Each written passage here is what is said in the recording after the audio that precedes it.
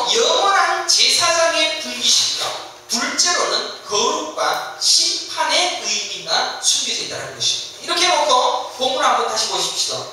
너희는 세상의 소금이니 라고 되어 있습니다.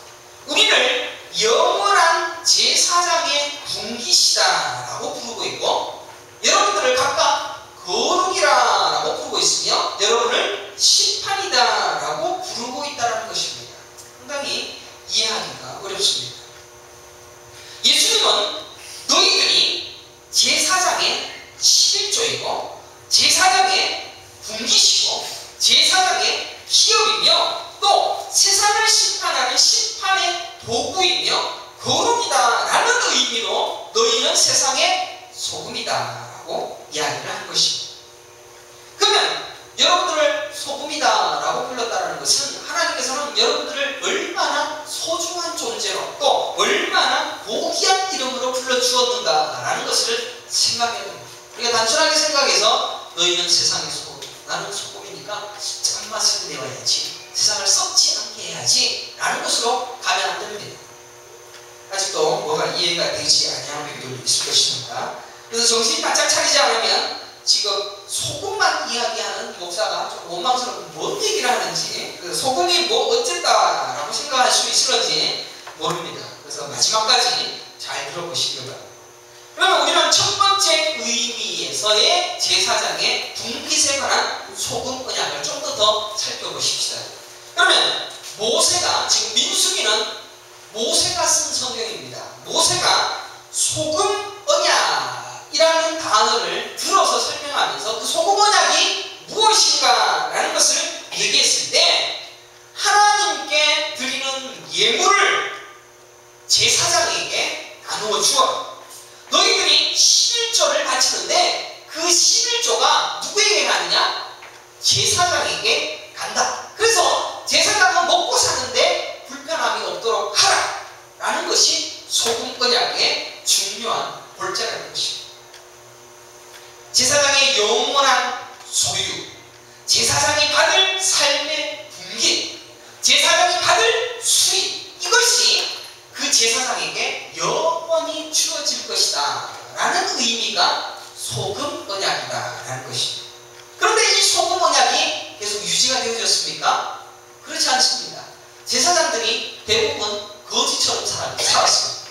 왜냐하면 사람들이 자기의 죄를 위하여 대신 제사를 드려주는 제사장을 섬기지를 않았다는 것입니다. 사사기 시대 때나 역대상이나 열왕기상을 보게 되시면 제사장들에게 분깃이 돌아가는 것을 또 헌금을 내지 않았고 11조를 내지 않아서 제사장들이 먹고 살기에 어렵게 되어졌다는 이야기들이 많이 나오고 있게 되어집니다. 이스라엘 민족들이 소금 언약이라는 이 언약을 통하여서 내 10분의 1을 드림으로 제사장을 먹여 살려야지 라는 이것을 중지했다는 것입니다. 그러나 소금이라는 영원성을 담고 있는 이 소금 언약이 당시의 구약시대에는 중지되어졌다 할지라도 이것이 지속적으로 계속해서 이루어지고 완성되어지고 있는 것이 바로 예수님 시대에 나타나게 되었다는 것입니다. 이스라엘 민족과 그리고 제사장이 가지는 이 소금 언약, 이것이 지금 교회와 예수님의 관계 속에서 계속해서 이루어져 가고 있다는 것이 소금 언약이다 라는 것입니다.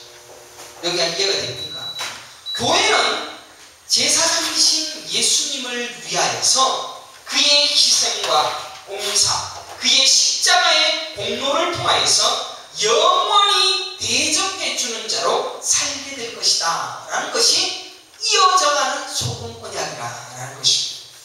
교회가 할 일이 무엇입니까? 교회는 우리가 바로 소금이요, 우리가 예수 그리스도가 내 대신 제사 드려주시었기 때문에 내 대신 제사의 제사장이 되어주시었기 때문에 그 예수님을 영원히 대접하고 영원히 나의 제사장이시고 제사장이신 예수님이 없으면 나는 죽을 수밖에 없습니다 라고 끝까지 예수님에게 우리의 분깃을 드리는 그 모습이 소금 언약의 연계성, 지금도 이루어져가는 영원한 언약이 되겠다라는 이야기입니다.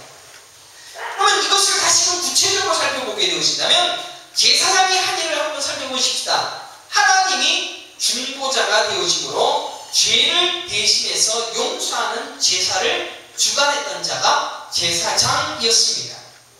제사장이 만약 없다고 생각해 보십시오. 이스라엘 민족들이 레위 지파가 구별이 이루어져서 12지파 중에 제사장이 구별되어져 있습니다. 그러면 이 제사장이 제사를 드려주지 아니하면은 이 12지파들은 전부 다 죽임을 당하게 됩니다. 제사를 드려주지 아니하는 그 즉시 그들은 그 죄의 심판을 하나님으로부터 직접 받게 되어집니다. 그러니까 제사장이 없다면 결코 이들은 살아갈 수가 없는 자입니다. 자신의 삶과 자신의 인생과 자신의 삶의 모든 것들이 제사장으로 인하여서 유지되어지고 또 살게 되어지고 살 수 있는 유일한 힘을 제사장으로부터 받게 되어진다는 것입니다.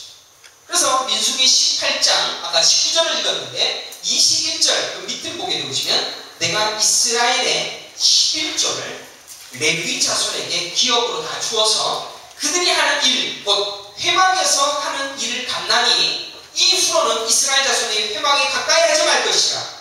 이스라엘 민족들은 회막에 가까이 가지 말라라고 얘기합니다. 오직 레위인만 가라라고 얘기합니다. 그래서 이어서 죄값으로 죽을까 하노라. 그러나 레위인은 회막에서 봉사하며 자기들의 죄를 감당할 것이요 이스라엘 자손 중에는 휘업이 없을 것이니 이는 대대의 영원한 율례라라고 기록하고 있는 것을 보게 되죠. 죄값으로 너희들은 죽을까 하니까 오직 레위인만 제사를 드리고 레위인만 하나님 앞에 너희들의 죄를 다 전가해서 너희들이 삶을 유지해라 라고 얘기합니다. 그러면 너희들은 뭘 해야 되느냐? 너희들은 반드시 제사장을 섬기라. 11조를 내어서 레위 자손들이 먹고 살도록 해주라 라고 이야기를 하고 있는 것이 소금 언약이다라는 것입니다. 그러면 우리가 살아가는 삶의 영위, 우리가 이 땅에 살아가고 있는 그 모든 것들은 결국 제사를 집행하는 이 레위인이 아니면 그들은 살 수가 없었다는 것입니다. 마찬가지로 우리가 예수 그리스도가 오늘도 우리를 위하여 제사를 지으셨습니다. 그리고 2000년 전에 완벽한 제사를 완성시키셨습니다. 그 예수님이 아니었다면 오늘 우리는 영원히 살 수가 없습니다. 오늘 단 하루도 삶을 유지할 수가 없습니다. 천국에 갈 수도 없다는 것입니다. 그래서 우리 교회들은 결국 이 예수님이 단번에 드려주신 그 2000년 전의 희생제사, 그 제사장이신 예수님을 11조로 또 그의 모든 것을 예우하고 그를 위하여서 모든 것을 다 바칠 수 있는 삶을 살아라 라는 것이 이 신약시대에도 계속 성취되어져 가고 있다라는 것을 보여주고 있습니다.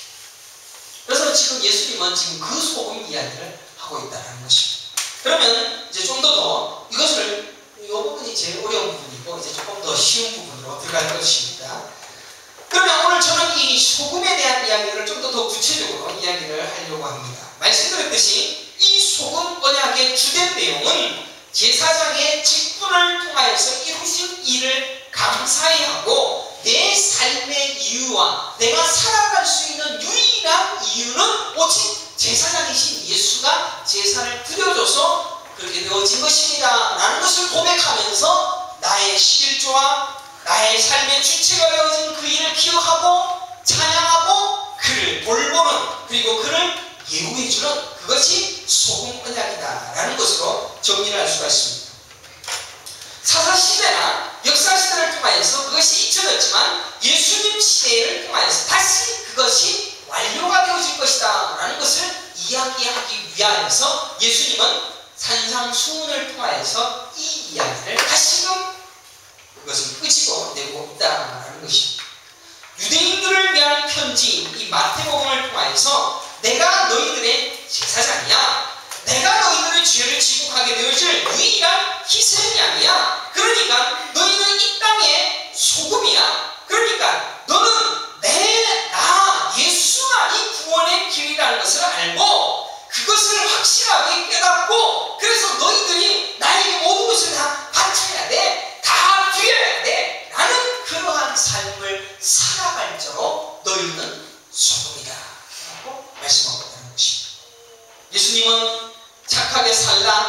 라고 가르치러 오신 분이 아니십니다.